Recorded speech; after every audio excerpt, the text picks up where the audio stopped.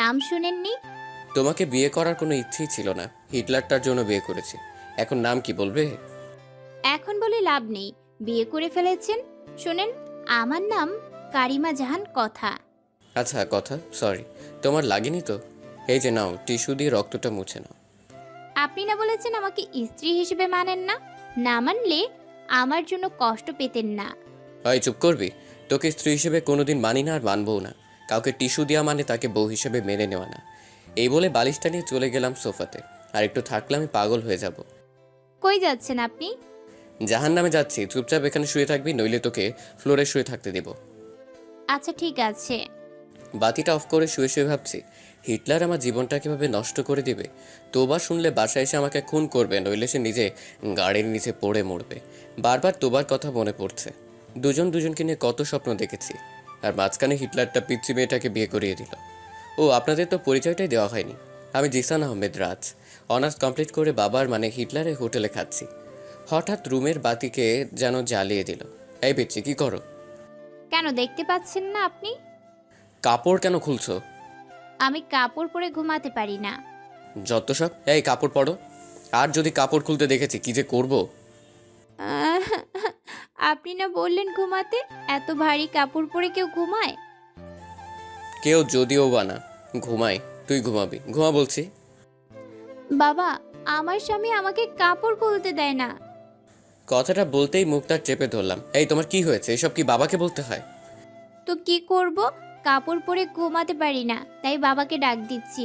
বাবা বলেছে যদি কোনো সমস্যা হয় বাবাকে বলতে। আচ্ছা তাহলে কাপড় খুলেই ঘুমাও। কথাটা বলতে দেরি হয়েছে, মেয়েটা কাপড় খুলতে দেরি হচ্ছে না। বুঝিয়ে সুঝিয়ে কোনো রকম কাপড়টা গায়ে রাখতে বলে এসে ঘুমিয়ে পড়লাম। সকালবেলা নুসরাত দরজা ধাক্কাচ্ছে আর ভাবি ভাবি করছে। নুসরাতের ডাকে ঘুম ভাঙতেই চেয়ে দেখি সকাল হয়ে গেছে। তাই তাড়াহুড়ো করে বালিশটা নিয়ে বিছানায় রাখতেই দেখি কথার কাপড় নিচে পড়ে আছে। আল্লাহ, কেমন বউ কপালে জুটলো! শাড়ি পরে ঘুমোতে পারে না। এই উঠো, অন্যদিকে তাকিয়ে। ওহ, কি হয়েছে মা? ওই আমি তোর মা? এই বলে জোরে ধাক্কা দিতেই কথার ঘুম ভেঙে যায়। কি হয়েছে? কাপড় পরে নাও। এখন আবার বলো না আমি কাপড় পরতে পারি না। আহ, আমি সত্যি কাপড় পরতে পারি না, আপনি পরিয়ে দেন। আমি পড়াতে পারি না। বড় বড় কথা বলতে তো পারো, আমি ছোট না। কাপড়টাই পরতে পারো না। আর হ্যাঁ, কাপড় পরাতে পারলেও আমি তোমাকে কাপড় পরিয়ে দিব না, নিজে পরে নাও। বাবা, ও বাবা, আপনার ছেলে আমাকে শাড়ি পরিয়ে দেয় না। সাথীর মুখে সুইসাইডের কথা শুনে থমকে গেলাম। মনে হচ্ছে কেউ যেন আমার বুক থেকে কলিজাটা বের করে নিচ্ছে। কি বলবো কিছু ভাবতে পারছি না। সাথীকে বললাম কিভাবে কথার সাথে বিয়ে হয়েছে আমার। সাথীকে বললাম ওই মেয়েকে কাবিনের 6 লক্ষ টাকা দিয়ে আগামী 6 মাসের মাঝেই ডিভোর্স দিয়ে দিব বলে সাথীকে একটা পাপ্পি দিয়ে ফোনটা রেখে দিলাম। পেছন দিকে তাকাতেই দেখি পিচ্চিটা আবার পিছনে দাঁড়ানো, চোখ থেকে অশ্রু গাল গড়িয়ে পড়ছে। আমি ফিরে তাকাতেই দৌড়ে রুমে গিয়ে দরজা লক করে দিল। যাওয়ার আগে বলে গেল সে জীবন রাখবে না। আমি যাওয়ার আগেই দরজা লক করে দিল পিচ্চিটা। খুব ভয় হচ্ছে। দরজার কাছে গিয়ে বললাম প্লিজ আমার পিচ্চি বউ দরজা খুলো। আর অমন কথা বলবো না, খুব কষ্ট হচ্ছে। মনে মনে ভাবলাম মা বাবাকে ডাক দেয়, পিচ্চিটা যদি কিছু করে ফেলে। যখনই মাকে ডাক দিব তখনই পিচ্চিটা দরজা খুলে বলল, কি বললা? আমি তোমার পিচ্চি বউ? তুমি কি করে ভাবলে আমি সুইসাইড করব?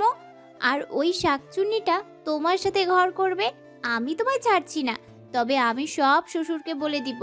বলবো তুমি এক শাকচুন্নিকে বলছো তুমি তাকে বিয়ে করবে, আমাকে ডিভোর্স দিবে। আরে না, মজা করছি। আমার বউটা কত কিউট। আহ, মিথ্যা গুছিয়ে বলতে হয়। আমাকে ঢপ দিচ্ছ, আমি বাবাকে ঠিকই বলে দিব। প্লিজ কথা বলো না। হুম, বলবো না, তবে একটা শর্ত আছে। কিসের শর্ত?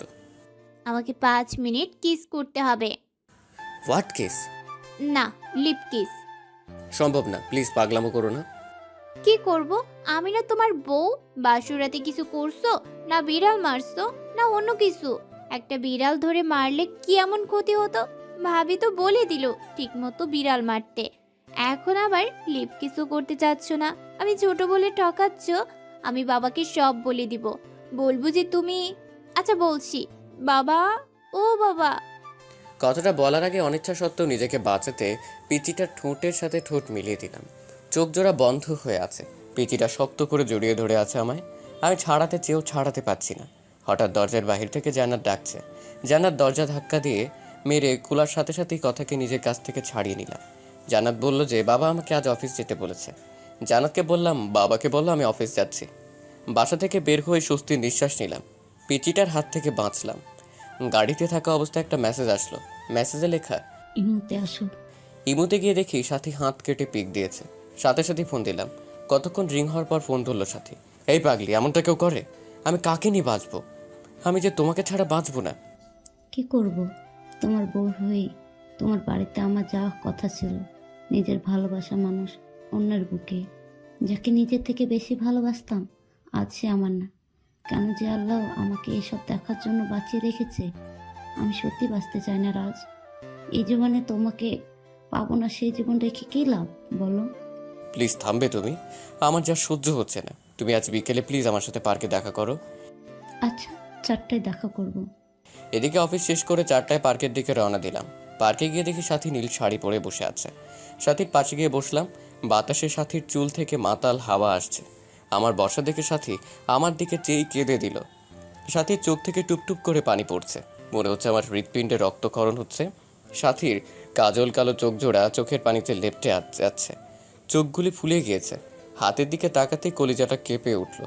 সাথী হাতে ব্যান্ডেজ, বুঝতে বাকি রইল না যে এটা সাথীর পাগলামি। চোখ দিয়ে অনবরত পানি আসছে। কিভাবে ভুলবো 3 বছরের ভালোবাসা? তুমি কাঁদছো কেন? তুমি না আমার প্রাণ। আর কত কষ্ট দেবে জানো? যখন শুনেছি তোমার বিয়ে হয়ে গেছে, মনে হয়েছিল প্রাণটা কেউ বের করে নিচ্ছে। কত স্বপ্ন দেখেছিলাম তোমাকে নিয়ে, সব আজ শেষ। আমায় একটু বুকে নেবে? সাথীর বলতে দেরি হয়েছে, পাগলামিটাকে শট করে জড়িয়ে নিতে দেরি হয়নি। বুকটা কেমন যেন ভেজা ভেজা লাগছে। পাগলিটা চোখের পানিতে গায়ের শার্টটা ভিজে যাচ্ছে। পাগলিটা এমনভাবে জড়িয়ে ধরে আছে, মনে হচ্ছে ছোট্ট বাচ্চা ভয় পেলে যেভাবে আঁকড়ে ধরে থাকে সেভাবে জড়িয়ে আছে আমায়। এভাবে কিছুক্ষণ জড়িয়ে ধরে থাকার পর বললাম, কি হলো, আর কতক্ষণ জড়িয়ে ধরে থাকবে আমায়? সবাই ফ্যাল ফ্যাল করে তাকিয়ে আছে আমাদের দিকে। কি করব? তোমার বুকটাই যে আমার ঠাঁই। জানো রাজ, প্রতি রাতে স্বপ্ন দেখতাম তোমায় নিয়ে। কতটা বাসতাম তোমায়। কিন্তু আজ তুমি অনেক কাছে থেকে অনেক দূরে।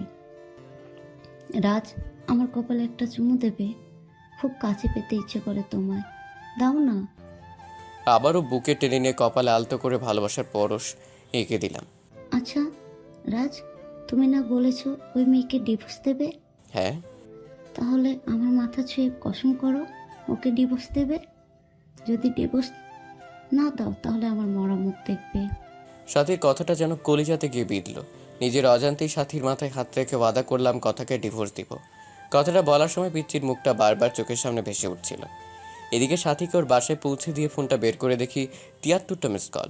ফোন সাইলেন্ট ছিল তাই বুঝতে পারিনি। এদিকে সন্ধ্যায় বাসায় এসে দেখি কথা কোথাও নেই। মা বলল ফ্রেশ হয়ে আসতে। ফ্রেশ হওয়ার জন্য যখনই বাথরুমের দরজা ধাক্কা দিয়েছি তখনই এক চিৎকার। ও মা গো, ভূত! কথা চিৎকারে কথার দিকে তাকাতেই দেখি পিচ্চিটা শাওয়ার নিচ্ছে, শরীরে কাপড় নেই। এক দৌড়ে বাথরুম থেকে বের হয়ে সোজা রুমে গিয়ে বসে আছি। কিছুক্ষণ পর দেখি পিচ্চিটা ভেজা চুলে আয়নার সামনে গিয়ে বসলো। শাড়িটা কোনো রকম শরীরে পেঁচিয়েছে। আমার শরীরটা রাগে ফাটতেছে। বাথরুমের ঘটনার কথা মনে করে তাই গিয়ে জিজ্ঞেস করলাম, ওই পিচ্চি মেয়ে, বাথরুমে শাওয়ার নিলে দরজা লক করে নিতে হয় না? নিতে হয় তো। আমি তো জান্নাতকে বলেই দিয়েছি আমি দরজা বন্ধ করে শাওয়ার নিতে পারি না, ভয় হয়। আর ওকে পাহারা দিতে বলেছি যেন কেউ না আসে। মনে মনে বলছি, এই জন্যই তো ডেভিল বোনটা ওয়াশরুমে যেতে দেখে মুচকি মুচকি হাসলো। এদিকে পিচিটার দিকে চেয়ে দেখি পিচিটা চোখে কাজল দিতে গিয়ে চোখের নিচে লেপ্টে ফেলেছে। যতটা না রাগ হচ্ছে তার চেয়ে বেশি হাসি পাচ্ছে। এই গোমরা মুখ, হাসো কেন? আমি কি করব? কখনো কোনোদিন সাজিনি। কিন্তু তুমি আমাকে আদর করো না, ভালোবাসো না। তাই আমার লক্ষ্মী ননদিনীটা আমাকে এভাবে সাজতে বলেছে। কিন্তু আমি তো কাজল দিতে পারি না। দিয়ে দাও না, সেদিনের মতো শাড়ি পরিয়ে দাও না। পিচিটার কথা শুনে খুব রাগ হচ্ছে। বাবা যে কি দেখে পিচিটাকে আমার ঘাড়ে চাপিয়েছে। এই পিচি আরেকবার শাড়ি এবং কাজল দিয়ে দেওয়ার কথা বললে ঘর থেকে বের করে দিব। পিচিটা কথাটা শুনে কান্না করে দিল। হেঁচকি দিতে দিতে বলল, আমাকে তাড়িয়ে দিও না। তুমি তাড়িয়ে দিলে আমি কোথায় যাব? আমার যে কেউ নেই তুমি ছাড়া। আমি রুম থেকে বের হয়ে গেলাম। মা খাবার বেড়ে দিলে যখনই খাবার মুখে দিব তখনই বলল, রাজবাবা, কথা মাটা খায়নি, কথা বলছিল তুই আসলে খাবে। জানিস বাবা, ছোট মেয়ে তো, সারাদিন এত করে বলার পরও কিছু খায়নি। পেটের মুখের দিকে তাকানো যায় না। ওকে নিয়ে একসাথে খা। মার কথা শুনে অজান্তেই মনটা খারাপ হয়ে গেল। পিচ্চিমের পাগলামি দেখে, আচ্ছা মা তুমি বসো, আমি কথাকে নিয়ে আসছি। এই বলে রুমে গিয়ে দেখি পিচ্চিটা ড্রেসিং টেবিলের সামনে বসে এখনো কাঁদছে। এই কথা, তুমি খাওনি কেন? স্বামী কি ছাড়া স্ত্রী খায়? আচ্ছা চলো একসাথে খাবো। আর হ্যাঁ, আজকের পর খাওয়ার সময় হলে খেয়ে নিবে, আমার জন্য অপেক্ষা করতে হবে না। না, আমি খাবো না। তুমি একটা পচা, আমাকে আদর করো না। খেতে পারি, তার আগে আমার চোখে কাজল দিয়ে দিবে, কালকের মতো শাড়ি পরিয়ে দিবে। জানো, তোমার স্পর্শ আমার অঙ্গ জুড়ে থাকে। তুমি বোঝো না, তোমার স্পর্শে আমি কতটা শিহরিত হই। নিজের অনিচ্ছা সত্ত্বেও পিচ্চিটার চোখে কাজল এবং শাড়ি পরিয়ে দিলাম। রাতে একসাথে খেয়ে একটা বালিশ আর চাদর নিয়ে ফ্লোরে শুয়ে পড়লাম। পিচ্চিটাকে খাটে শুতে দিই। এদিকে পিচ্চিটা খাটে শুয়ে থাকবার জন্য বললেও ধমক দিতে আর কিছু বলেনি। এদিকে রাতে ঘুমিয়ে আছি, হঠাৎ বুকটা ভারী ভারী লাগছে। চোখ খুলতেই ভূত দেখার মতো ভয় পেলাম, কারণ কথা আমার বুকে শুয়ে আছে। চাঁদের আলো জানালার কাজ ভেদ করে পিচ্চিটার মুখে পড়ছে। এত মায়াবতী লাগে কোনো মেয়েকে চাঁদের আলোয়, না দেখলে অজানাই থেকে যেত। হঠাৎ ছাতির কথা মনে হতেই পিচ্চিটাকে বুক থেকে সরিয়ে দেওয়ার জন্য ধাক্কা দিতেই আরো শক্ত করে জড়িয়ে ধরলো। এই কি করছো, ওটা বলছি। কথা ঘুমের মাঝেও চোখ খুলো তো বলল, আমার স্বামীকে জড়িয়ে ধরে আছি, এতে খারাপের কি আছে? আমার অধিকার আমি আদায় করে নিব। বুক থেকে ছাড়িয়ে কষে একটা থাপ্পড় দিয়ে বলতে লাগলাম, তোকে বলেছি না আমাকে স্বামী না ভাবতে, কেন জড়িয়ে ধরে থাকিস? আমি বলছি না তোকে ডিভোর্স দিব। কথাটা বলতেই খাটে চলে গেল কথা। আমি আবার গভীর ঘুমে হারিয়ে গেলাম। এদিকে ঘড়ির কাঁটা 1টা বাজতেই কথা ঘুম থেকে উঠে সুন্দরভাবে অজু করে 2 রাকাত নামাজ শেষ করে মনোজাত ধরে বলতে লাগলো, হে পরওয়ারদিগার, আমার আল্লাহ, তুমি তো সর্বশক্তিমান। তোমার হুকুম ছাড়া গাছের একটা পাতাও নড়ে না। তুমি ছাড়া তো আমার কষ্ট বোঝার মতো কেউ নেই। এই মধ্যরাতে পৃথিবীর সবাই যখন গভীর ঘুমে, তখন তোমার অভাগী বান্দিটা তোমার দরবারে দুটি হাত তুলে ধরেছে। তুমি কি দেখো না আল্লাহ, আমি আমার স্বামীকে কতটা ভালোবাসি? আমার বুক থেকে আমার স্বামীকে তুমি কেড়ে নিও না। তোমার পবিত্র কালাম পড়ে বিবাহ নামক পবিত্র বন্ধনে আবদ্ধ হয়েছি, এ বাঁধন ছিন্ন করো না। বাঁচবো না আল্লাহ। ও আল্লাহ, আমার স্বামীর পায়ের নিচে এইটুকু জায়গাটুকু আমাকে ভিক্ষা দাও। পরের দিন সকালে মায়ের ডাকে ঘুম ভাঙলো। বাবা আজকে অফিসে যেতে না বলে কথাকে কলেজে ভর্তি করিয়ে দিতে বলল। আমি বাবার কথায় না করতে পারি না, তাই অনিচ্ছা সত্ত্বেও ডিস্টার্বকে নিয়ে বাইকে করে রওনা দিলাম। কলেজের গেটে বাইক দাঁড় করানোর সাথে সাথেই যা দেখলাম তা দেখার জন্য একেবারেই প্রস্তুত ছিলাম না। এখন আমি কি করব ভেবে পাচ্ছি না কিছু। সাথে কেমন করে যেন তাকিয়ে আছে, মনে হচ্ছে এখনই বৃষ্টি নামবে। কথাকে কলেজে ভর্তি করিয়ে দিয়ে যখনই কলেজ গেট পার হয়েছি তখনই দেখি কলেজের পাশে রেল লাইনে একটা মেয়ে দাঁড়িয়ে আছে। মিনিট 10 পর ট্রেন আসবে, বুঝতেছি না কি করব। বাইক নিয়ে একটু কাছে যেতে বুকটা কেঁপে উঠলো। সাথে রেল লাইনের মাঝখানে দাঁড়িয়ে আছে, ট্রেন আসার শব্দ হচ্ছে। মিনিট 5 মাঝে ট্রেন আসবে, এদিকে সাথীকে ডাকছি, সাথী চোখ বন্ধ করে আছে। এদিকে বাইক রেল লাইনের সাইডে পাথরের সাথে ধাক্কা লেগে পড়ে যায়। বাইক পড়ে আমার উপর। আমি খুব চেষ্টা করছি আমার উপর থেকে বাইক সরাতে, কিন্তু পারছি না।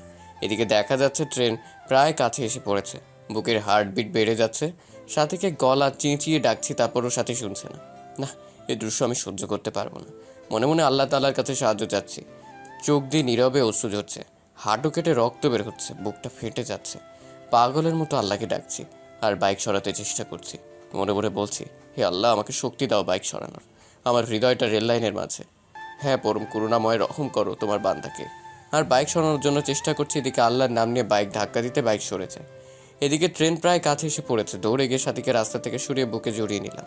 সাথী কাঁদছে, এখনো হাঁটু থেকে রক্ত বের হচ্ছে। সাথে কান্না করে করে আমার শার্ট ভিজিয়ে দিচ্ছে।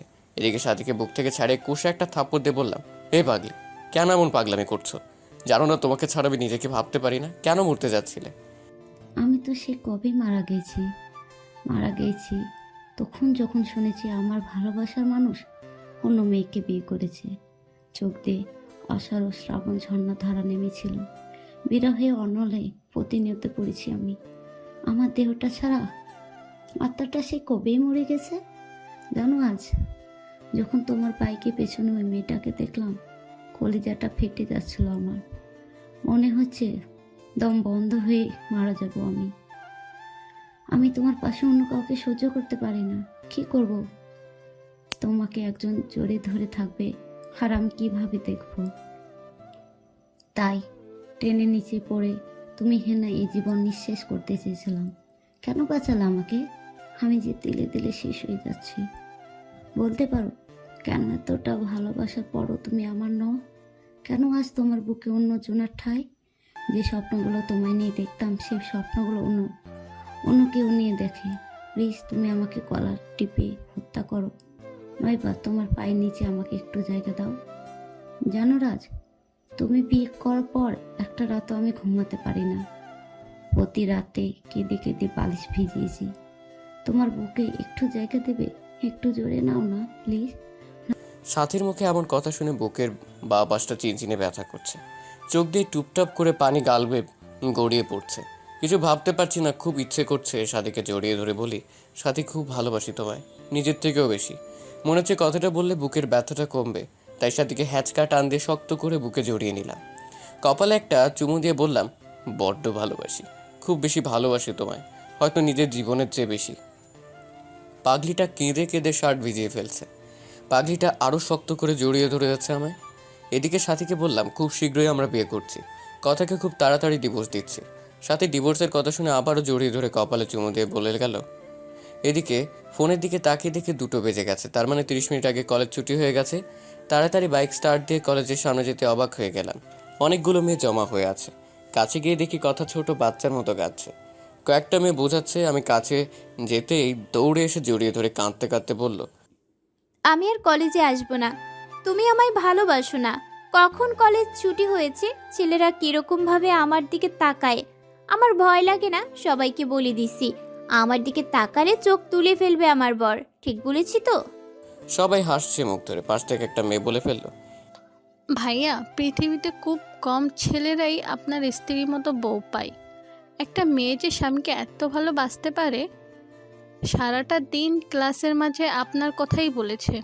আপনি নিতে আসতে দেরি করছেন বলে ছোট ছোট বাচ্চাদের মতো কান্না করছে, হাসিও পাচ্ছে আবার কান্নাও আসছে।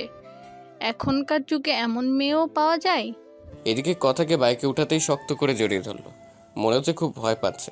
কথাকে বাসায় নিয়ে আসার পর মাকে কান্না করে করে সব বলল। রাগে আমার শরীর ঘ্যান ঘ্যান করছে। দুপুরে খেয়ে বন্ধুদের সাথে আড্ডা দিতে চলে গেলাম। রাতে 9টার সময় ফোন বের করে দেখি বাবা 5বার ফোন দিয়েছে, অন্যদিকে কথার নাম্বার থেকে 100+ ফোন এসেছে। তাড়াহুড়ো করে বাসায় গিয়ে দেখি বাবা দরজায় দাঁড়িয়ে আছে। বাবার সামনে যেতেই বলল, ঘরে নতুন বউ রেখে বাইরে কোনো ছেলে থাকে? আর যদি এমন হয় তাহলে আমার বাড়ি থেকে বের হয়ে যাবি। কিছু না বলে রুমে গিয়ে শুয়ে পড়লাম। কিছুক্ষণ পর দেখি কথা আমাকে ডাকছে। এই ডাকতেছো কেন, কি হয়েছে? তুমি খাবে না? বাবা খুব বকা দিয়েছে তাই না? এই নাও, হা করো, আমি খাইয়ে দেই। কথাটা বলে মুখের কাছে খাবার তুলে দিতে একটা থাপ্পড় বসিয়ে দিলাম। খাবারের প্লেটটা ফ্লোরে ফেলে দিলাম। তুই কি চাস? আমার জীবনটা তো নরক বানিয়ে দিয়েছিস। আমার বুক থেকে আমার ভালোবাসার মানুষটাকে সরিয়েছিস। এখন আমার বাবার কাছ থেকে আমাকে দূরে সরিয়ে আমার সমস্ত সম্পদ তোর করার প্ল্যান করছিস। আমি তোকে এই মাসেই ডিভোর্স দিব। একদম কথাটা বলে নিলাম। কথা ঠোঁট কেটে রক্ত বের হচ্ছে। তোমার সাথে খাবো বলে খাইনি, ক্ষমা করে দিও। এতিম তো, এতিমখানায় বড় হয়েছি, তাই মা বাবার আদর পাইনি।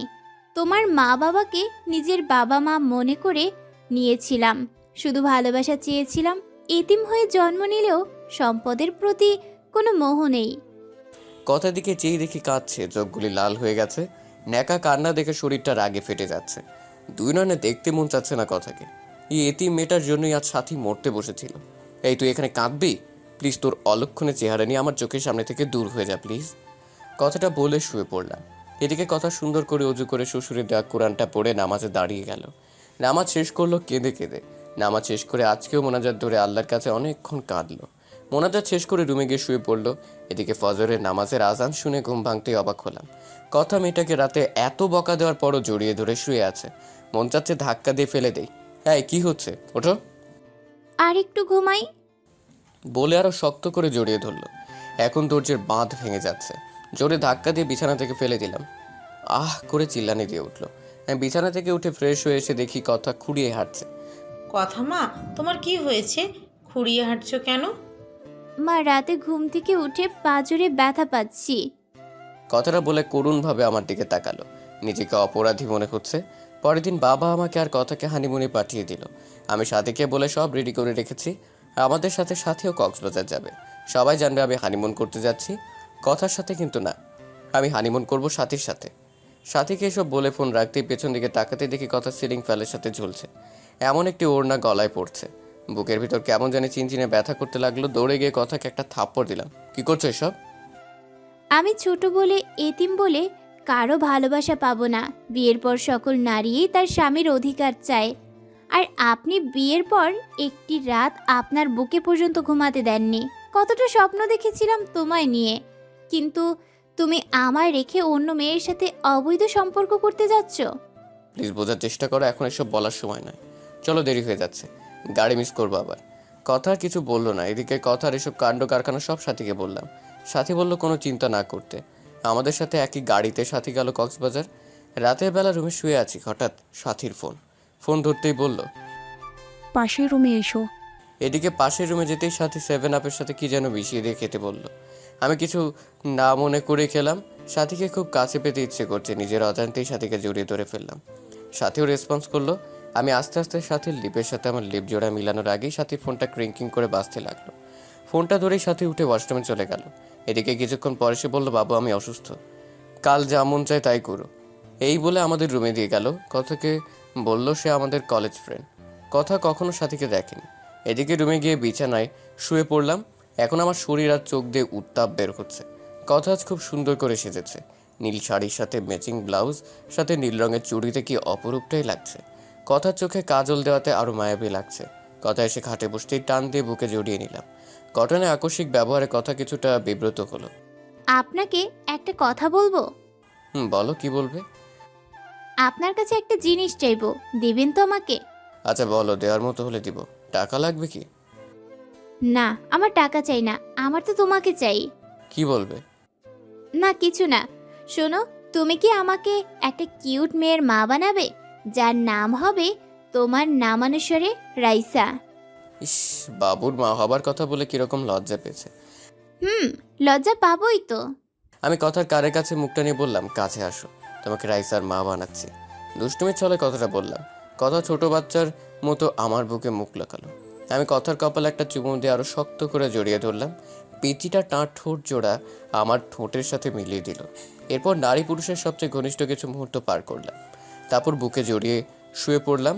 সকালে ঘুম থেকে উঠে দেখি কথার কাপড় চোপড়ে কিছু ঠিক নেই।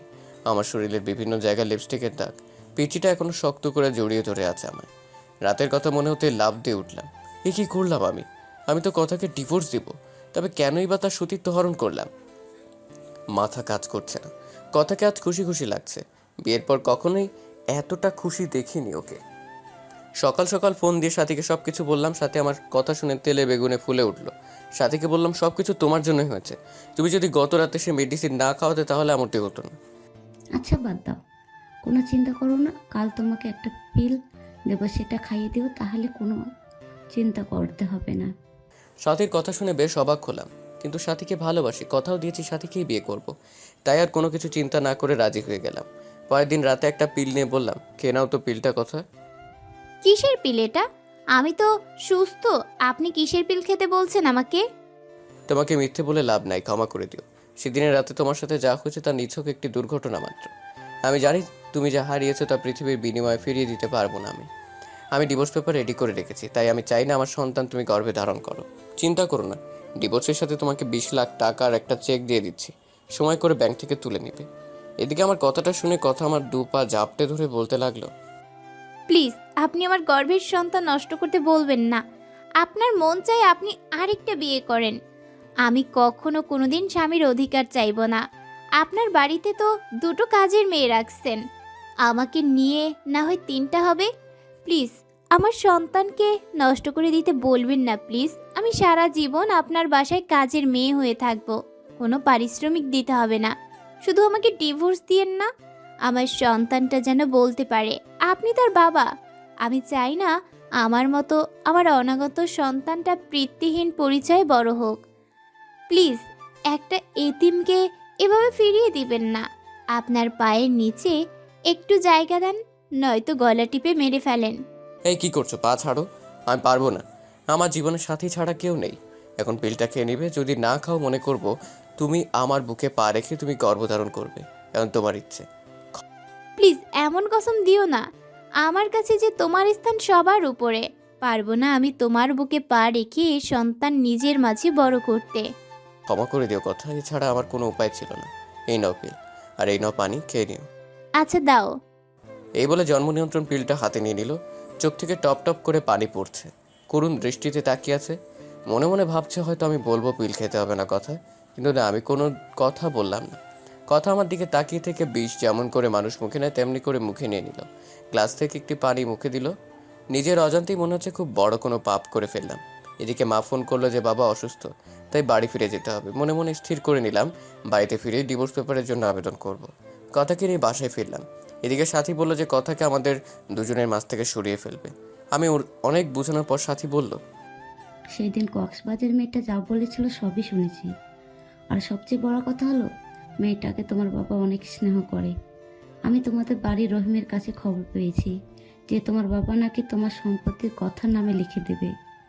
তাই আমাদের ভবিষ্যতের জন্য কথাকে আমাদের পথ থেকে সরে দেবে। আমি তোমাকে না বলে প্রফেশনাল কিলারের সাথে কন্ট্যাক্ট করেছি।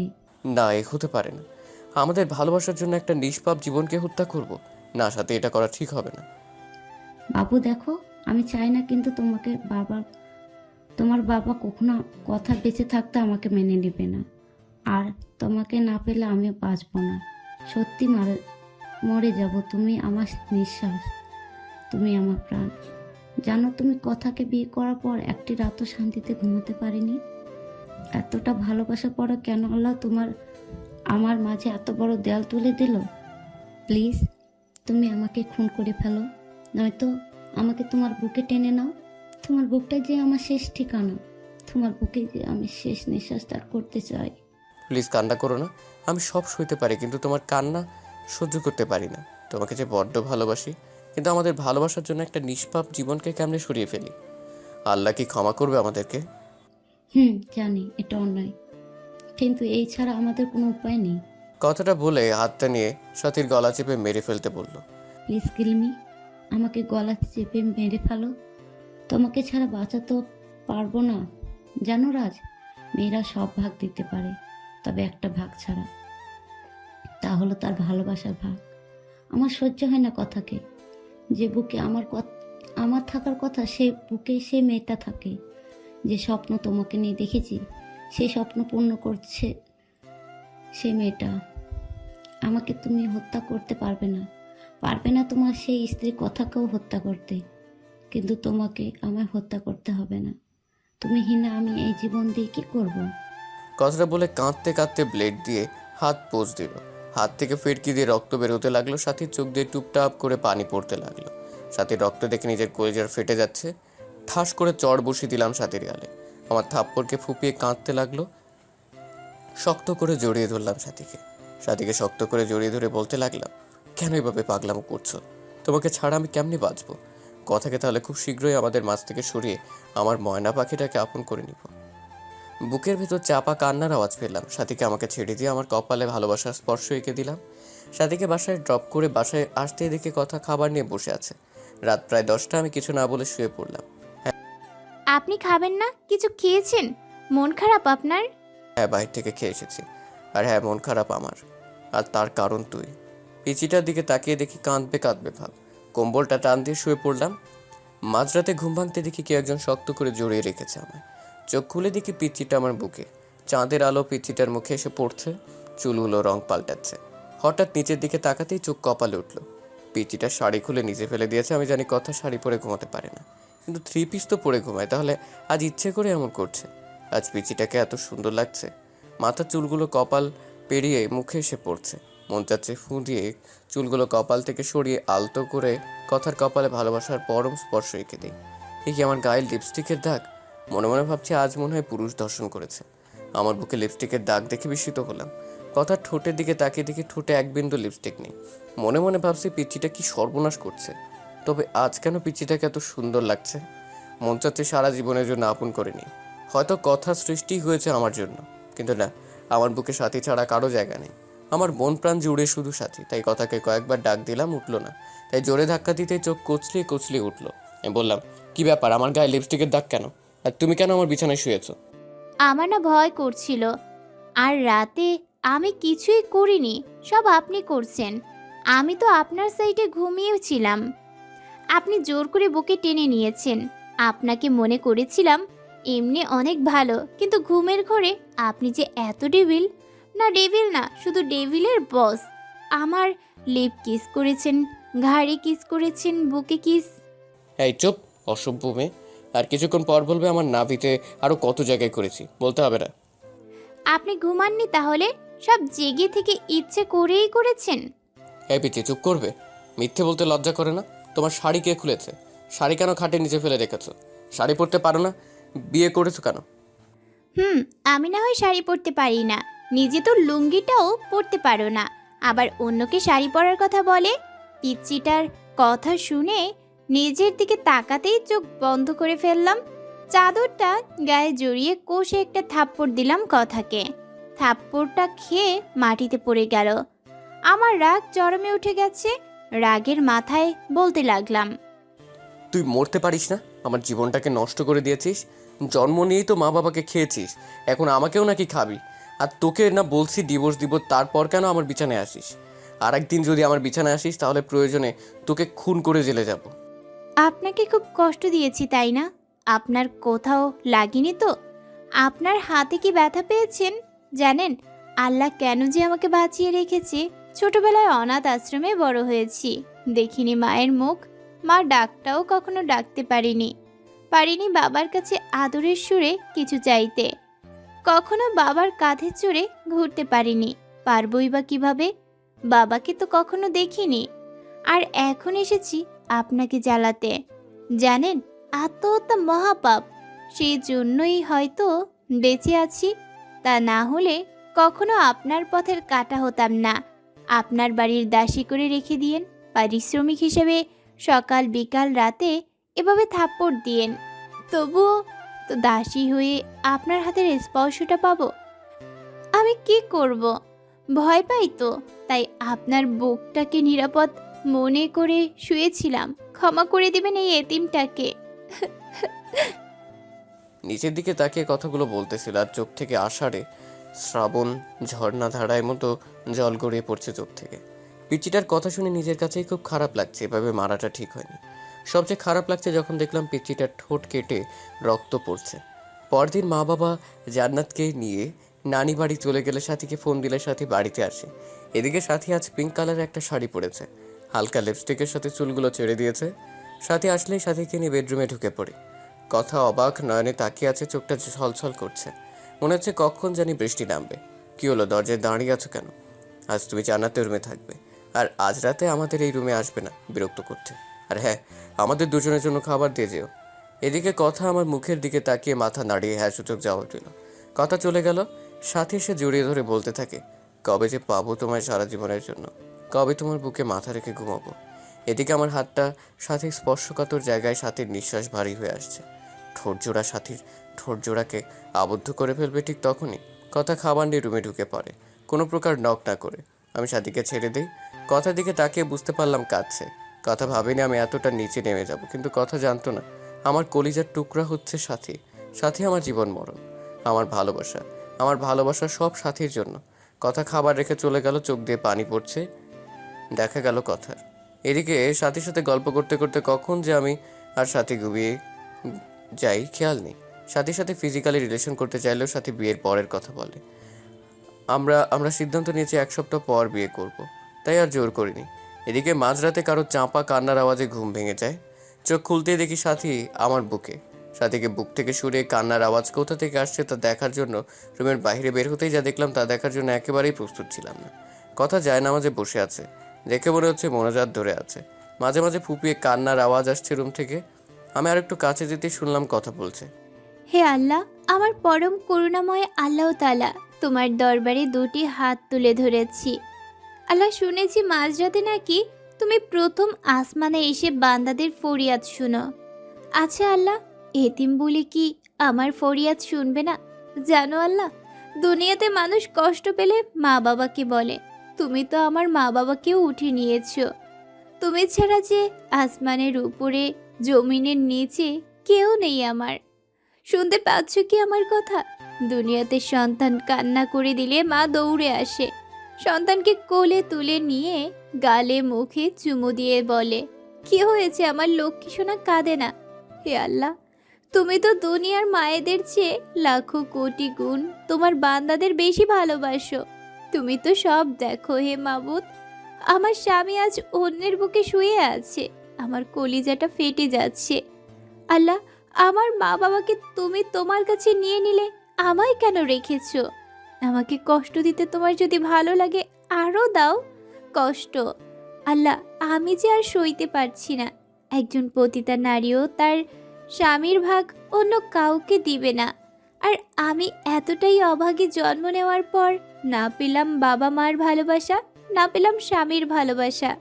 আজ আমার স্বামী আমাকে বের করে দিয়ে অন্য মেয়ের সাথে রাত্রি যাপন করছে। হে আল্লাহ, আর কত কাঁদবো? কত কাঁদলে তোমার রহমতের সাগরের টান লাগবে? আর কত অশ্রু বিসর্জন দিলে তোমার আরশ কুরসি কেঁপে উঠবে? কত কাঁদলে তোমার রহমান আর রহিম নামের দয়ার সাগরের টান লাগবে? তুমি না বলেছো এতিমদের অভিভাবক তুমি? তুমি না বলেছো যার কেউ নেই তার তুমি আছো? আল্লাহ, এতিম মানুষের চোখের পানি তোমার দেখতে কি খুব বেশি ভালো লাগে? আর যে আমি পাচ্ছি না।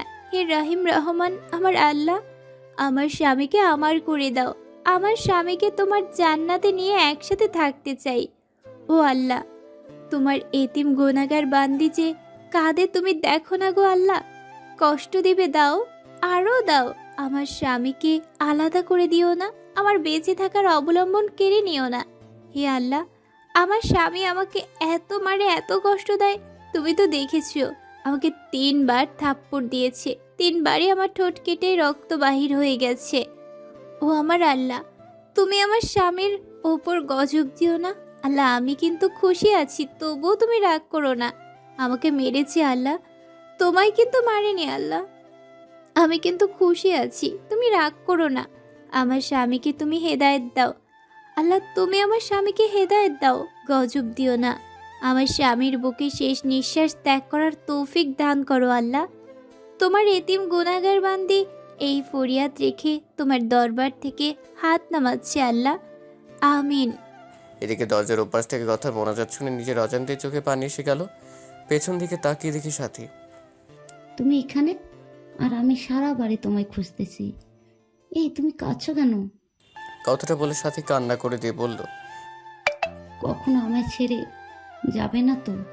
আমি ভয়ানক একটা স্বপ্ন দেখলাম তোমায় নিয়ে।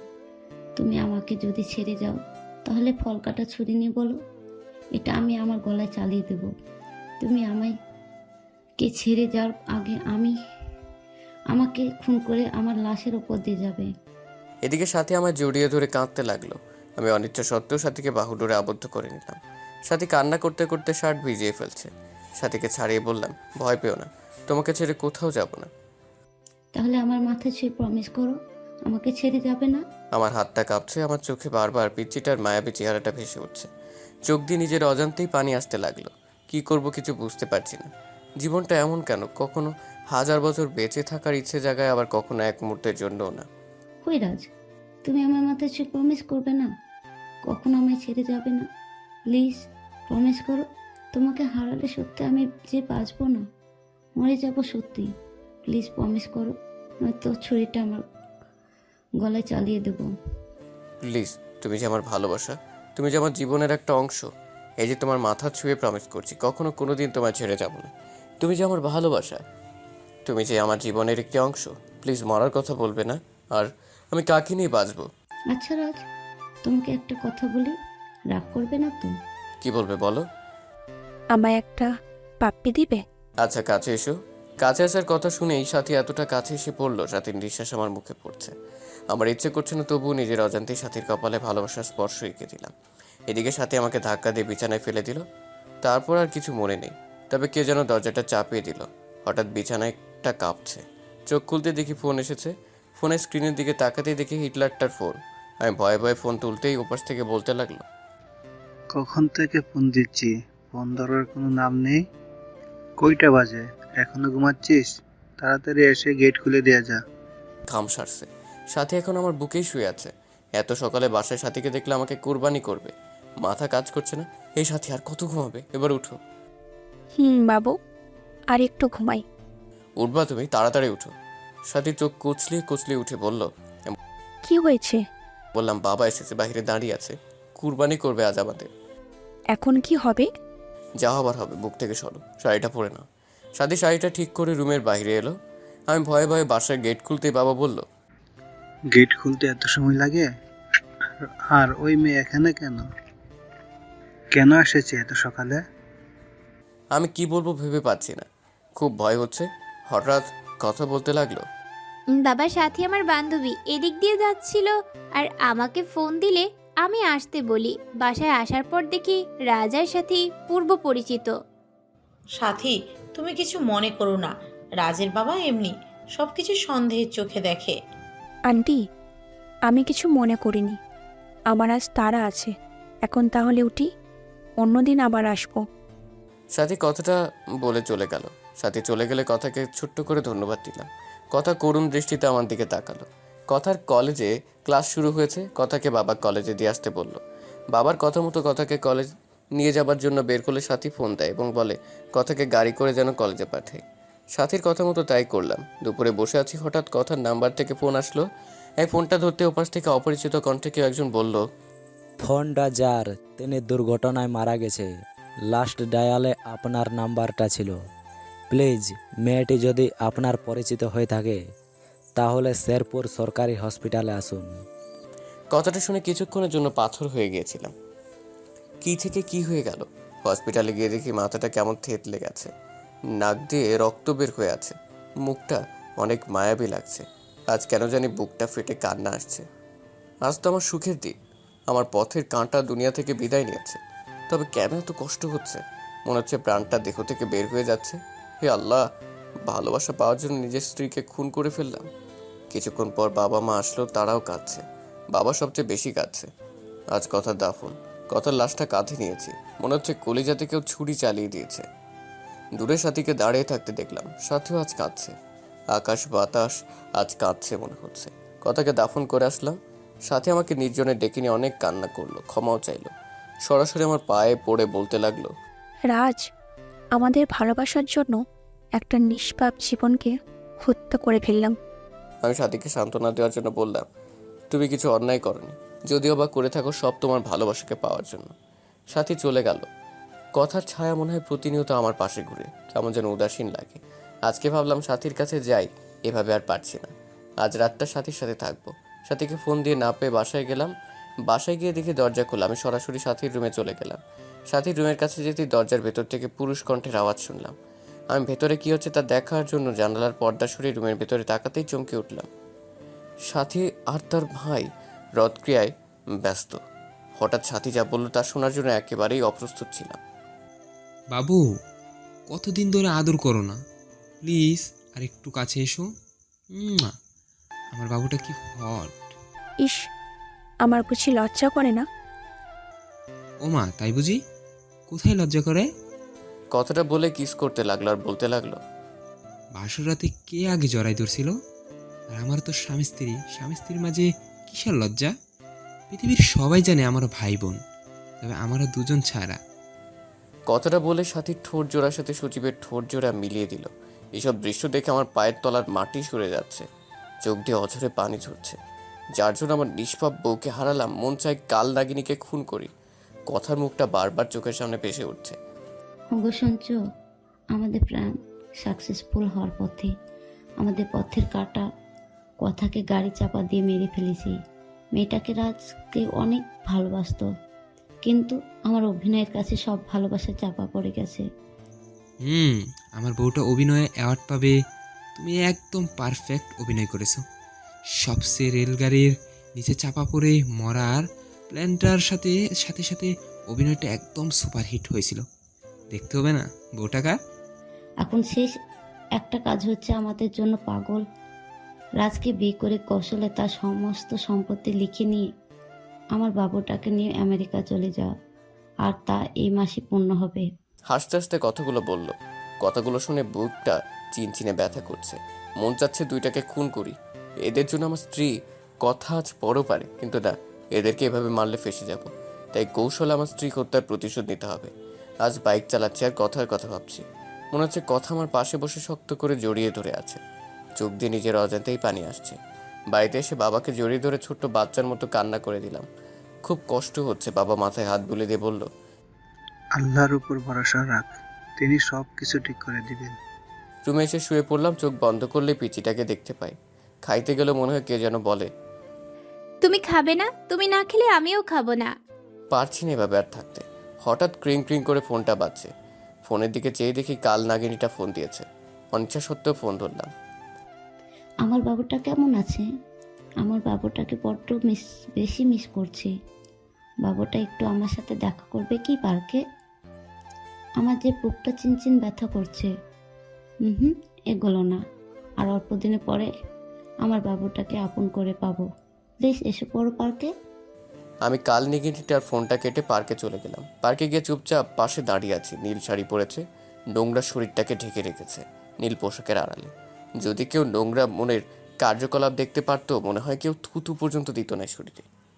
কি হলো বাবু, তোমার পছন্দের শাড়ি পরেছি, কেমন লাগছে বললে না তো? কি বলবো? আচ্ছা বাদ দাও, আমার পথে কাটা তো নেই, চলো না, বিয়ে করিনি। তোমাকে ছাড়া রাতগুলো আমার নির্ঘুম কাটে। তুমি যে আমার স্পর্শদন। খুব ইচ্ছে হচ্ছে তোমাকে আপন করে নেওয়া। আলো আমার সেই ইচ্ছা পূর্ণ করবে না? আমি যে তোমাকে নিজের থেকেও বেশি ভালোবাসি। কথাটা বলার সাথে সাথে ঠাস ঠাস করে চড় বসে দিলাম। আর সহ্য হচ্ছে না। এই তুই আমাকে ভালোবাসিস? তাহলে সজীবকে কি বলছো এসব? সজীব তো আমার ভাইয়া। চোখের পানি ফেলে দিয়ে কথাটা বলল, যে কেউ দেখে কাল নাগিনীটার মায়া পড়ে যাবে, কিন্তু আমি নয়। ছি, তোর লজ্জা করে নিজের স্বামীকে ভাই বলতে, স্বামীকে ভাই বানাতে? আমি সেদিন তোর বাসায় গিয়ে সব দেখেছি আর শুনেছি। তোদের দুটোকে আমি নিজের হাতে খুন করে আমার ফুলের মতো নিষ্পাপ স্ত্রী হত্যার প্রতিশোধ নিব। তার আগে দেখো ভিডিওটা। যদি সাথীকে বিয়ে না করিস, বলবো সাথীকে বিয়ের প্রবলন দেখিয়ে তার সর্বনাশ করেছিস। আর সাথী অন্তঃসত্ত্বা, তাই বুঝে নে কি করবি তুই। পিছন দিকে তাকাতে দেখে সজীব মোবাইল ফোনে সাথীর আর আমার হোটেল রুমের ভিডিও এবং বাসার ভিডিও তুলে রাখছে। এসব দেখে নিজেকে আর কন্ট্রোল করতে পারছি না। ফোনটা আছাড় দিয়ে ভেঙে ফেলি। বাবু খুব রাগ করেছো? এমন হাজারো ভিডিও আছে। বাবু রাগ করে না। আগামী সপ্তাহে আমাদের বিয়ে। তুমি কাজী অফিসে এসো, নয়তো থানাতে পাঠাবো বাসা করতে। আমি আর কিছু বলতে পারলাম না। এসব আমার পাপের ফল। বাসায় এসে কথার ছবিটা বুকে নিয়ে কান্না করে ঘুমিয়ে গেলাম। পরের দিন সকালবেলা টেলিভিশন অন করতেই যা দেখলাম তা দেখার জন্য মোটেও প্রস্তুত ছিলাম না। কারণ খবরে দেখলাম কাল রোড অ্যাক্সিডেন্টে সজীব আর সাথী দুজনেই মারা গিয়েছে। মনে মনে ভাবলাম, আল্লাহর বিচার সবচেয়ে বড় বিচার, যার হাত থেকে কারো রেহাই নেই। পরের দিন কথার পছন্দের নীল শার্টটা বের করে আলমারি খুলে একটা ডায়েরি পেলাম। ডায়েরিটা হাতে নিয়ে বুঝতে পারলাম এটা কথার লেখা ডায়েরি। না পড়া সেই ডায়েরিটা প্রথম পাতা উল্টাতেই নীলকালিতে লেখা দেখলাম, কাল আমার বাসুরাত ছিল। বাসুরাতে সব নারীর জীবনে শ্রেষ্ঠ রাত থাকে, কিন্তু আমি বাসুরাতে স্বামীর হাতের স্পর্শে ঠোঁটের রক্ত ঝরিয়েছি। মা বাবাকে হারিয়ে ভেবেছিলাম স্বামীর পায়ের নিচে বাকি জীবনটা কাটিয়ে দিব, কিন্তু আল্লাহ যার কপালে সুখ রাখেনি সে কিভাবে সুখী হবে। প্রতিদিন মাঝরাতে সবাই যখন ঘুমিয়ে থাকতো, একা ঘুম থেকে উঠে পড়তাম, আল্লাহর কাছে মাঝরাতে স্বামীকে চেয়ে কান্না করতাম। যেদিন আমার স্বামীর সাথে প্রথম যৌন সম্ভ্রম হলো, সেদিন সব কষ্ট ভুলে গিয়েছিলাম। মনে মনে আল্লাহর দরবারে লক্ষ কোটি শুকরিয়া জানিয়েছিলাম আমার বরকে আমার করে দিয়েছে। কিন্তু পরের দিন যখন জন্ম নিয়ন্ত্রণ পিল নিয়ে এসে খেতে বলে, মুহূর্তে পৃথিবীটা ওলটপালট হয়ে যায়।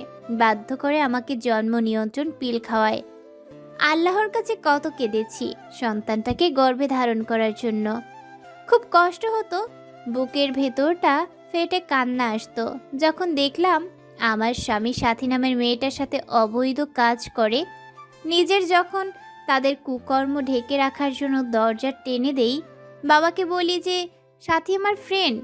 নিজের স্বামীকে বাঁচাতে নিজের ভালোবাসার অধিকার বিসর্জন দিয়েছি। সবচেয়ে কষ্ট লেগেছে সেদিন, যেদিন শুনেছি আমাকে মারার জন্য আমার স্বামী আর সাথী প্ল্যান করছে। সব জেনেও মনকে বলে সান্ত্বনা দিয়েছি যে রাত যদি আমার জীবনের বিনিময়ে সুখে থাকে তাহলে আমিই সার্থক। ডাইটা পড়ে নিজেকে ঠিক রাখতে পারলাম না। পেছন দিকে তাকাতেই দেখি কথা কান্না করছে। এই কথা, কাঁদো কেন? তোমাকে কষ্ট দিয়েছি, তার ফল ভোগ করছি। এই রাজ, কি হয়েছে? কার সাথে কথা বলছিস?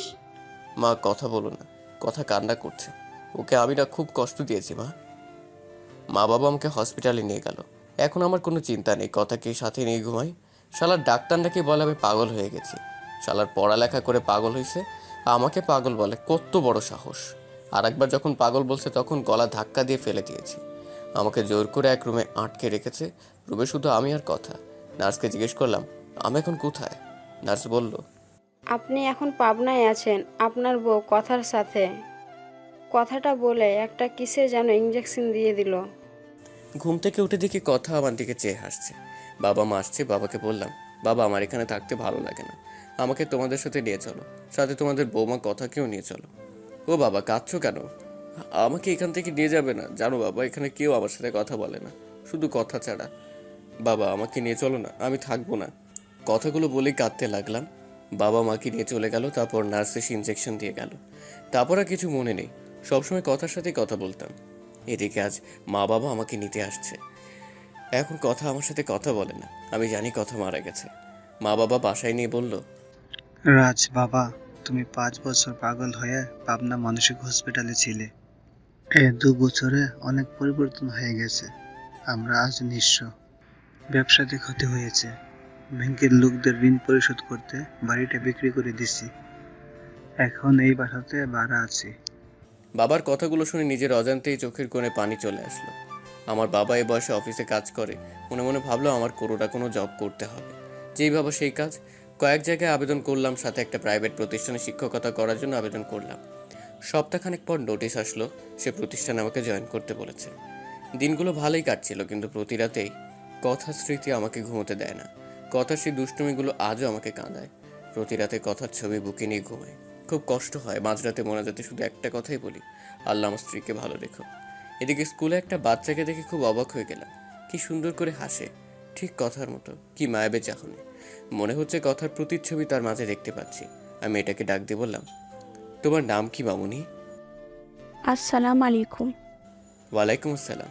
উত্তরটা দিয়ে মনে মনে ভাবতে লাগলাম, এতটুকু বাচ্চা মেয়ে হাই হ্যালো না বলে সালাম দিল। আপনি কি জানেন না, কারোর সাথে কথা বলতে হলে প্রথমে সালাম দিয়ে কথা শুরু করতে হয়? আমার নাম তাসনিয়া কারিমা রায়েশা। নামটা শুনে বুকটা কেমন কেঁপে উঠল। আপনি আমাদের নতুন টিচার? হ্যাঁ মামুনি, আমি তোমাদের নতুন টিচার। এই নাও চকলেট। আমরা আজ থেকে ফ্রেন্ড, কেমন? ফ্রেন্ড। তুমি আমার চকলেট নিলে আমাকে পাপ্পি দিবে না? তুমি এত কিপটে কেন? তোমার সাথে আরি। কান ধরো, কান ধরে বলবে রাজকন্যার সাথে আর কোনোদিন অপরাধ করব না। তুমি জানো না রায়শা নামের অর্থ হলো রানী। আমি না তোমার টিচার? টিচারকে কান ধরতে বলা লাগে? টিচার না ছাই, তুমি এখন আমার বন্ধু। কিছুক্ষণ আগে চকলেট দিয়ে বন্ধু বানিয়েছি। তোমার টিচারগিরি ক্লাসে দেখাবে। এখন কান ধরো, নইলে ফাইন ধরবো। কথাগুলো বলেই মুখে চেপে হেসে দিল। আমি কি বলবো ভেবে পাচ্ছি না, খুব হাসি পাচ্ছে। মেয়েটার চোখের দিকে তাকিয়ে দেখি রাগী লুক নিয়ে তাকিয়ে আছে। কি হলো, আমার কথা বুঝোনি? বন্ধু হলে কেন? বন্ধু হয়েছো যেহেতু কান ধরে বলো, আর এমন অপরাধ হবে না। যদি না কান ধরো তাহলে দাঁত পড়ে যাবে, আর দাঁত পড়ে গেলে বিয়ে হবে না। রাইসার কথা শুনে কান ধরে বললাম, আমার ভুল হয়ে গেছে, আর এমন ভুল হবে না। না। মেয়েটাকে টান দিয়ে কোলে নিয়ে গালে মুখে চুমো দিয়ে বললাম, মামুনি এখন হয়েছে? বেশ হয়েছে। তুমি সত্যিই অনেক ভালো। হঠাৎ পাশ থেকে 10 বছরের মতো একটা বাচ্চা মেয়ে রিচি এসে বলল, রাইসা আব্বু এসেছে, চলো, দাঁড়িয়ে আছে। ও আপু, তুমি আমার ফ্রেন্ডের সাথে পরিচয় হয়ে নাও। এই যে স্যার, এটা আমার আপু রিচি। রিচি আপু, আমার স্যারকে সালাম দাও। আসসালামু আলাইকুম, আমি রিচি। স্যার আজকে আসি? হঠাৎ দিকে একটা ভদ্রলোক এসে রাইসাকে কোলে তুলে নিল। রাইসা বাবাই বাবাই বলে লোকটাকে জড়িয়ে ধরলো। লোকটা রাইসা আর রিচিকে নিয়ে গাড়ি করে চলে গেল। মনে মনে ভাবলাম, আজ যদি কথা বেঁচে থাকতো তাহলে আমাদের সন্তানটা ঠিক এতটুকুই বড় হইতো। নিজের অজান্তেই চোখের পাতাটা ভিজে উঠল। কথার চাঁদ মুখটা ভেসে উঠছে স্মৃতিপটে। এদিকে বাসায় এসে দেখি বাবা অসুস্থ। বাবাকে নিয়ে হসপিটালে গেলাম। ডাক্তারের রুমে গিয়ে সেই লোকটাকে দেখলাম কেমন বিচলিত ভঙ্গিতে বসে আছে। ডাক্তার লোকটিকে বলল, রফিক সাহেব, যদিও নেগেটিভ রক্ত না পাওয়া যায় 4 ঘন্টার ভেতর, তাহলে আপনার মেয়েকে বাঁচানো সম্ভব না। এদিকে আমি একজন ডাক্তারকে নিয়ে বাবাকে দেখালাম। ডাক্তার বলল, তেমন কিছু না, প্রেশারটা একটু বেড়েছে। বাবার বেড থেকে বের হয়ে পাশের বেডের দিকে তাকাতে বুকটা কেমন যেন হু হু করে কেঁদে উঠল। কি মায়াবী বুকটা, কেমন যেন অন্ধকারে ঢাকা পড়ে গেছে। মুখে অক্সিজেন মাস্ক লাগানো, মনে হচ্ছে আমার নিজের আপন কেউ। কেন এতটা কষ্ট হচ্ছে মেয়েটাকে দেখে? বুকের ভেতর চিনচিনে ব্যথা করছে। ডাক্তার রুমে গিয়ে বললাম, মেয়েটার কি হয়েছে? পাশ থেকে লোকটি বলল, কালকে স্কুল থেকে আসার সময় গাড়ি দুর্ঘটনা হয়, প্রচুর ব্লাড যায়, মাথায় অনেক আঘাত পেয়েছে। তার মা মেয়ের খবর শুনে অজ্ঞান হয়ে পড়ে আছে। মেয়েটার যদি কিছু হয়ে যায় মা বাঁচবে না। যদি এখন রক্ত পাওয়া না যায়, আল্লাহ যে কি করবেন। কথাটা বলে কেঁদে দিল। এদিকে এক নার্স এসে বলল, স্যার, ঢাকার আশেপাশে প্রায় সব ব্লাড ব্যাংকে খবর নিয়েছি, কিন্তু কোথাও রক্ত পাওয়া গেল না। এদিকে পেশেন্টের অবস্থা ভালো না, জানি না কি হবে। নার্সের কথাটা শুনে রফিক সাহেব কেঁদে দিলেন। আমার জানি কথাগুলো শুনে খুব কষ্ট হচ্ছে। আমি ডাক্তার সাহেবকে বললাম, ডাক্তার সাহেব, আমি রক্ত দেব, আমার রক্ত গ্রুপ ও নেগেটিভ। ডাক্তার তাড়াহুড়ো করে আমায় নিয়ে শুয়ে দিলেন। 2 ব্যাগ রক্ত নিয়ে রাইসাকে দিল। আমি কিছুক্ষণ শুয়ে থেকে বাবার কাছে চলে আসলাম। পরের দিন বাবাকে নিয়ে বাসায় ফিরি। হসপিটাল থেকে আসার সময় রাইসার বেডের দিকে তাকিয়ে দেখি একটা মেয়ে রাইসাকে জড়িয়ে ধরে আছে। মনে হচ্ছে এটাই রাইসার মা, কিন্তু মানুষটাকে খুব পরিচিত লাগছে। এক ধ্যানে তাকিয়ে আছে মেয়েটার দিকে। কিরে রাজ, বাসায় যাবি না? এভাবে দাঁড়িয়ে পড়লি যে? বাবার কথা শুনে খানিকটা চমকে বললাম, চলো বাবা। বাবাকে নিয়ে বাসায় আসার পর বিছানায় গাটা এলিয়ে দেই। পরের দিন হঠাৎ কে যেন দরজা নক করছে। আমি দরজাটা খুলতে আমার মাথাটা ঘুরতে লাগলো, পা দুটো কাঁপছে। কথা, তুমি বেঁচে আছো? হ্যাঁ, বেঁচে আছি। তুমি কিভাবে ভেবেছিলে আমি মরে গেছি? যাকে আল্লাহ বাঁচায় তাকে কেউ রক্ষা করতে পারে না। কিন্তু আমি যে স্পষ্ট দেখেছি সেটা তুমি রোড অ্যাক্সিডেন্টে মারা গিয়েছো। তুমি ভুল দেখেছো। তুমি জানো না এই পৃথিবীতে একজন মানুষের ন্যায় আরো 7 জন মানুষ রয়েছে। আচ্ছা বাদ দাও, এই নাও আমার বিয়ের কার্ড। তুমি কিন্তু আসবেই, আঙ্কেল আন্টির সাথে জান্নাতকেও নিয়ে আসবে। কথা, আমি তোমাকে ভালোবাসি, বড্ড বেশি ভালোবাসি। আমি আমার ভুল বুঝতে পেরেছি। প্লিজ আমাকে ক্ষমা করে দাও। তোমাকে ছাড়া সত্যি বাঁচবো না। প্লিজ ছেড়ে যেও না আমায়।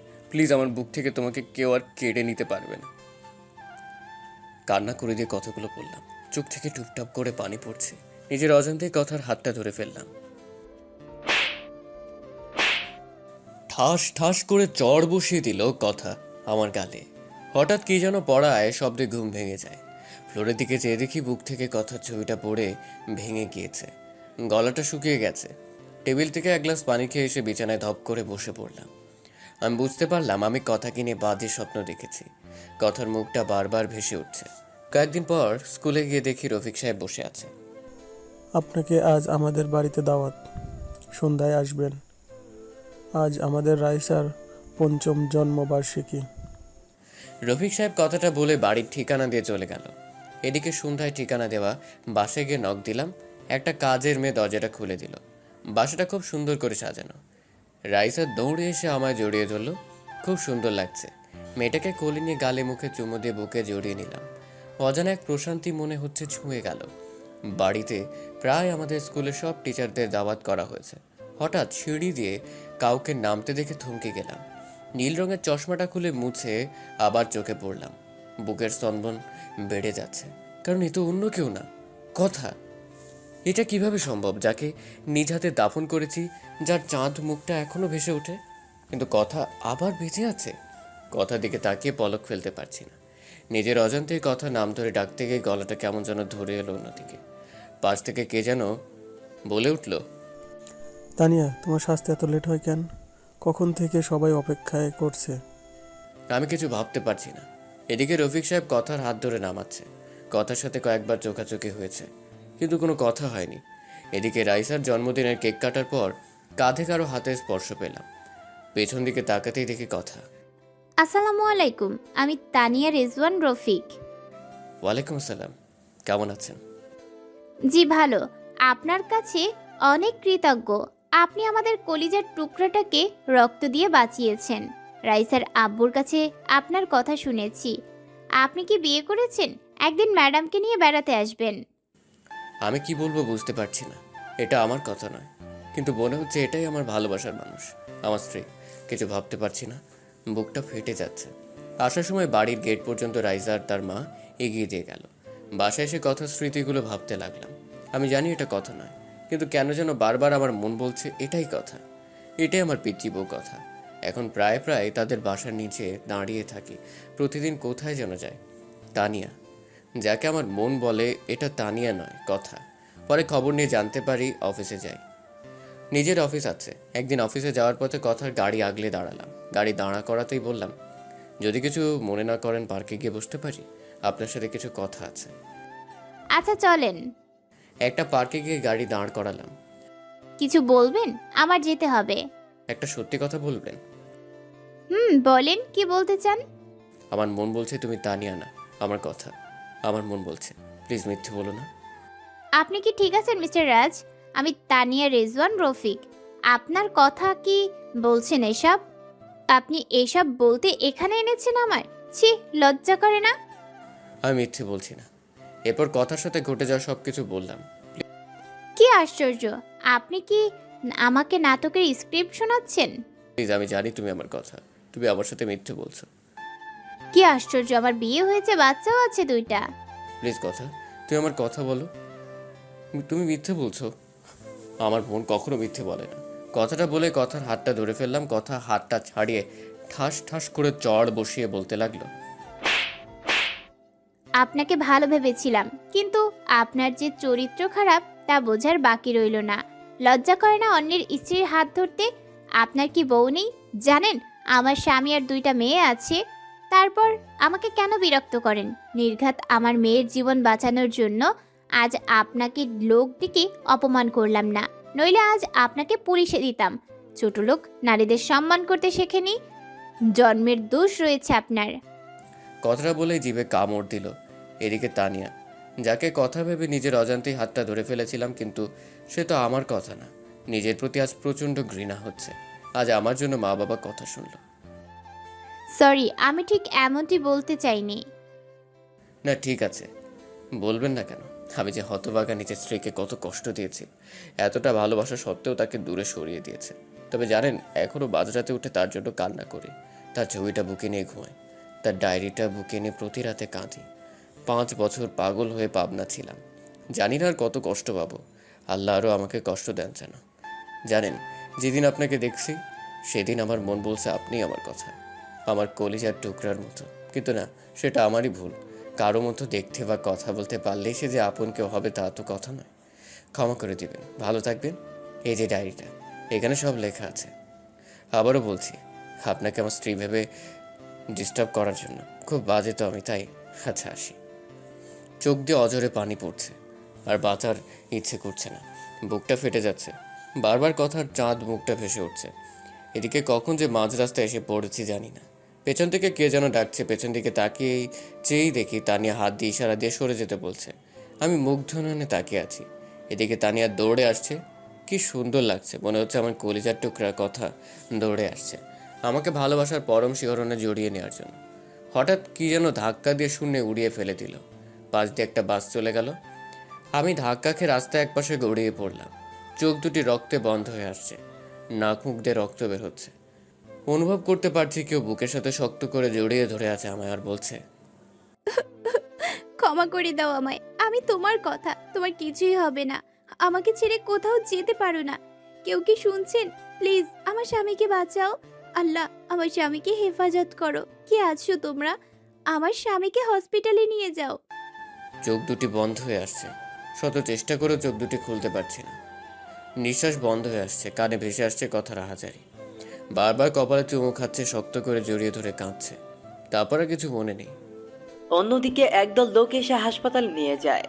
এদিকে কথাকে আজ পাগল পাগল লাগছে। ফোনটা বের করে রাজের বাবার কাছে ফোন দিয়ে কাঁদতে লাগলো। কিরে মা, কাঁদছিস কেন? কথা বলছিস না কেন? বাবা, রাজ অ্যাক্সিডেন্ট করেছে। বাবা, ওকে ছাড়া বাঁচবো না। ওকে বাঁচান বাবা। আমার মেয়েটার কি হবে বাবা? আপনি প্লিজ সদর হসপিটালে আসেন। কথার মুখে রাজের বাবা রাজের দুর্ঘটনার কথা শুনে তার পায়ের নিচের মাটি সরে গেল। কই গো রাজের মা, চলো হসপিটালে যেতে হবে, আমাদের রাজ অ্যাক্সিডেন্ট। রাজ ওর বাবার কথাটা বলতে গিয়ে গলাটা ধরে গেল। কি হয়েছে আমার বাবার? কি হয়েছে আমার বাবার? তোমাকে বলেছিলাম আমার ছেলেটাকে আর কষ্ট দিও না, কিন্তু তোমরা সবাই মিলে আমার ছেলেটাকে প্রতি রাতে কাঁদিয়েছো। এদিকে হসপিটালে এসে দেখে রাজকে অপারেশন থিয়েটারে নিয়ে গেছে। কথা কাঁদছে, রফিক সাহেবও আসছে, কথাকে বোঝাচ্ছে। কথা রাজের মাকে জড়িয়ে ধরে কাঁদতে কাঁদতে বলল, মা, ও কোনো কথা বলছে না। ওকে ছাড়া সত্যি আমি মরে যাব। ওই যে আমার নিঃশ্বাস, আমি বাঁচবো না মা রাজকে ছাড়া। ওকে চিরদিনের জন্য পাওয়ার জন্য কত কিছুই না করেছি। এখনো প্রতি রাতে তার দেওয়া শেষ অবলম্বন রাইসাকে বুকে নিয়ে বেঁচে আছি। হঠাৎ অপারেশন থিয়েটার থেকে ডাক্তার বেরিয়ে আসতেই কথা দৌড়িয়ে গেল। প্লিজ ডাক্তার বলেন আমার স্বামী কেমন আছেন? ওর কিছু হবে না তো? প্লিজ ডক্টর, চুপ করে থাকবেন না। ডাক্তার চোখ থেকে পানি ছেড়ে দিয়ে বলল, আমাদের সর্বাত্মক চেষ্টা করেছি, কিন্তু এখন আমাদের আর করার কিছু নেই। আল্লাহকে ডাকেন, তিনি যদি ইচ্ছা করেন তাহলে বাঁচতে পারেন। রোগী ক্রিটিক্যাল অবস্থায় আছে। ডাক্তারের কথা শুনে কথার পায়ের তলার মাটি সরে গেল, চোখ থেকে টুপটাপ করে পানি ঝরছে। ডাক্তার, আমি কি রাজের সাথে দেখা করতে পারি? যান, তো কোনো কথা বলবেন না। এদিকে কথা ডাক্তারের কথা মতো রাজের কেবিনে ঢুকতেই বুকটা হু হু করে কেঁদে উঠল। সারা মুখ ব্যান্ডেজ করা, মুখে অক্সিজেন মাস্ক লাগানো, খুব কষ্ট লাগছে। কথার কাছে রাজের মায়াবী মুখটা বারবার ভেসে উঠছে।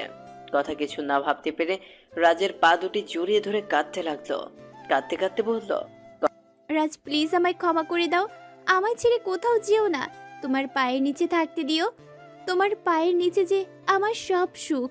আমি তোমাকে অনেক কষ্ট দিয়েছি, প্লিজ আমায় ছেড়ে দিও না।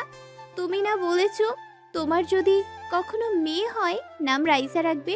তুমি জানো না রাইসা তোমার আর আমার মেয়ে? জানো তোমার মেয়ে জানে তুমি ওর বাবা।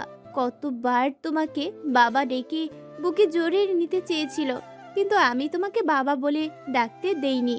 তুমি তোমার মেয়েকে বুকে জড়িয়ে নেবে না? ওই আমার জীবন, আমার বেঁচে থাকার অবলম্বন। তোমাকে ছাড়া যে আমি আমাকে কল্পনা করতে পারি না। কথাগুলো বলতে বলতে পা দুটি বুকের সাথে জড়িয়ে কাঁদতে লাগলো। সমানে পায়ে চুমু খাচ্ছে কথা। এদিকে পেছন থেকে এসব নার্স দেখে নিজের অজান্তেই কেঁদে দিয়েছে। বোন প্লিজ এভাবে কান্না করো না, আল্লাহকে ডাকো, রোগীর ক্ষতি হবে। নার্সের কথা শুনে রাজের পা ছেড়ে দিল কথা। কলেজাটা ফেটে যাচ্ছে। বাসা থেকে ফোন দিছে, রাইসা নাকি কাঁদছে। তার বাবার জন্য কেউ তার কান্না থামাতে পারছে না। রাইসা শুনেছে রাজ নাকি অ্যাক্সিডেন্ট করেছে। রাজের বাবাকে বলে কথা বাসায় যাওয়ার জন্য বের হতেই এক লোক বলল, ম্যাডাম, হসপিটালে আসার সময় আপনার হাতে ডায়েরিটা ছিল। কথা ডায়েরিটা হাতে নিয়ে বাসায় আসতেই তুমি আমার বাসায় আসবে না। তুমি বাবাইকে কষ্ট দিয়েছো, আমি সব শুনেছি। আঙ্কেলকে যখন ফোনে বলছো যে বাবাইয়ের অ্যাক্সিডেন্ট করেছে, তাও তোমার জন্য তুমি আমাকে বাবা ডাকতে দাওনি। আমার বাবা অনেক ভালো। সেদিন আমার জন্য কান ধরেছিল, আমাকে বুকের সাথে জড়িয়ে ধরেছিল, আমার গালে মুখে পাপ্পি দিয়েছিল। আমি বাবাই ডাকতে চেয়েও বাবা ডাকতে পারিনি, তুমি ডাকতে নিষেধ করেছিলে বলে। ছোটবেলা থেকেই বাবাইয়ের ছবি দেখে বলেছ ওটা তোর বাবা। যেদিন বাবাইকে প্রথম দেখলাম সেদিন দৌড়ে বাবার কোলে গিয়ে বলতে পারিনি, বাবাই তুমি আমাকে ছেড়ে কোথাও যাবে না। কিন্তু পারিনি। স্কুলে যখন সব ছেলেমেয়েরা বাবার কোলে চড়ে, তাদের বাবাকে জড়িয়ে ধরে আদর করে, তখন আমি তাদের দিকে চেয়ে থাকি। আমার খুব কষ্ট হতো তখন। রাইসা মামনি, বাবাই ভালো হয়ে যাবে। মা আমার, তুমি কেঁদো না। তুমি আমায় মা ডাকবে না, তুমি আমার কেউ না। তুমি বাবাইকে কষ্ট দিয়েছ, আমার বাবাইকে বাবাই বলে ডাকতে দাওনি। আমি কি করব? রাইসার কথাগুলো শুনে কলিজা ফেটে যাচ্ছে। সত্যি তো তার বাবার থেকে রাইসাকে আমি দূরে রেখেছি। বারবার রাজের কথা মনে পড়ছে। রফিক ভাইয়া কিছু বলছে না, শুধু বলল, মানুষটাকে বড্ড কষ্ট দেওয়া হয়ে গেছে কথা।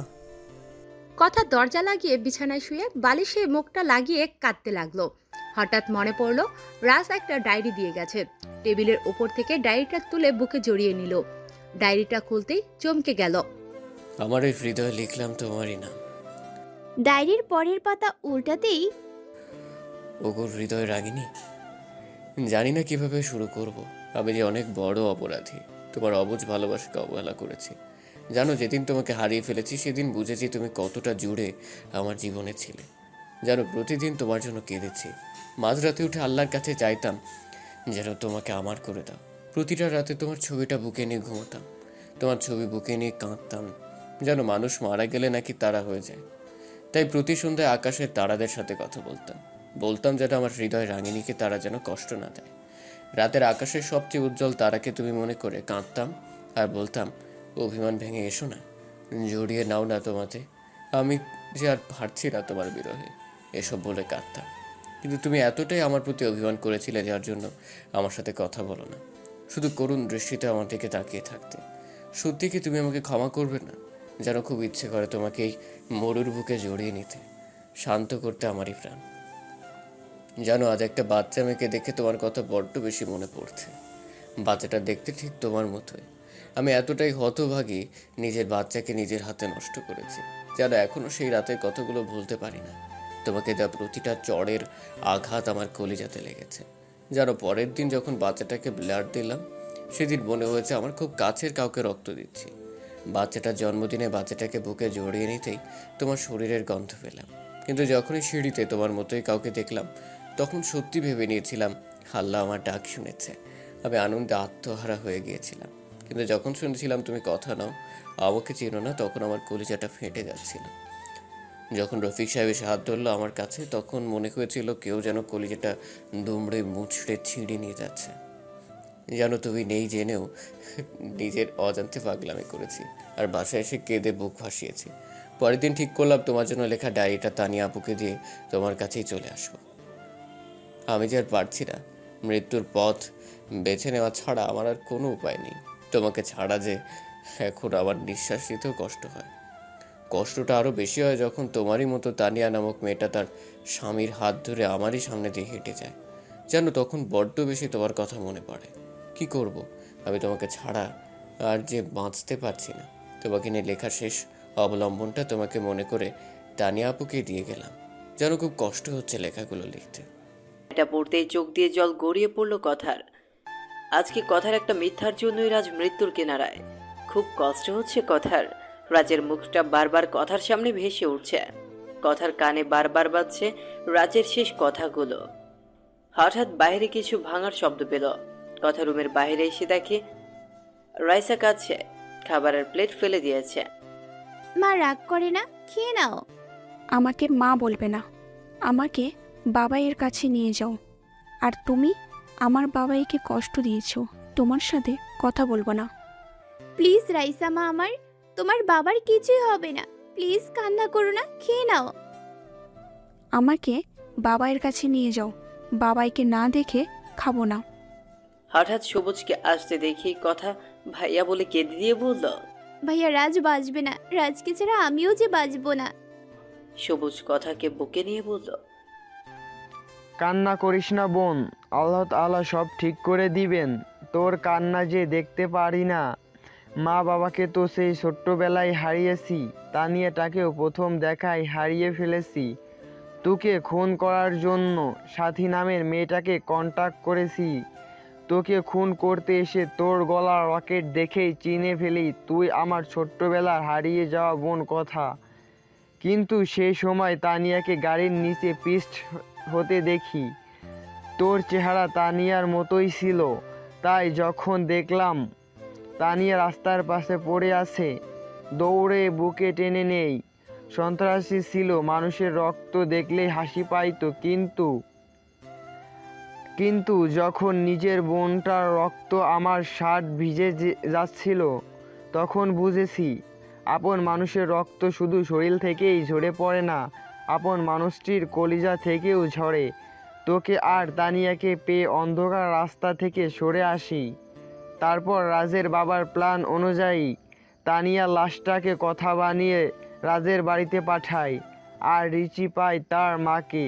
রিচির বাবা রফিক ভাইয়ের সাথে সব প্ল্যান করি, কিন্তু এজন্য যে রাজ আজকে মৃত্যুর মুখোমুখি হবে তা জানলে কখনোই এতটা মিথ্যার আশ্রয় নিতাম না।